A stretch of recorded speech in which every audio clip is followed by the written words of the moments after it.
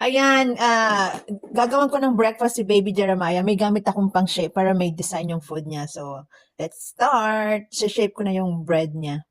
So, ganitong itsura niya. Ayan.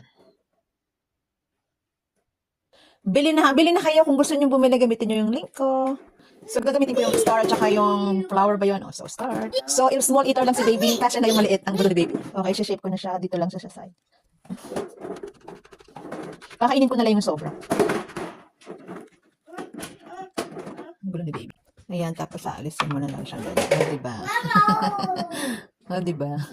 Lalagay mo na doon. Yellow! Tapos yung star. Kasi, hindi naman niya nauubos lahat to. Ano up na daw? Press ko siya. So, ito na siya. Ito-push mo lang siya ganyan. O, diba? So, may star ka na. Gulo ni Jeremiah. Where's the rug? Thank you, baby. Good job, kinuha ko ng rug. So, ayan yung food ni baby. Ayan, dalawang peanut butter.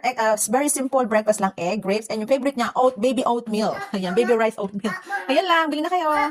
O, di ba? Cute. Let us pray. You have to pray first. Let us pray. So, inuna na yung oatmeal. Ayan. You don't wanna pray? Okay, ayan na yung breakfast ni baby. Magpe-pray kami. Wait lang. Yan, favorite niya yung oatmeal. Yummy. Oh, yeah.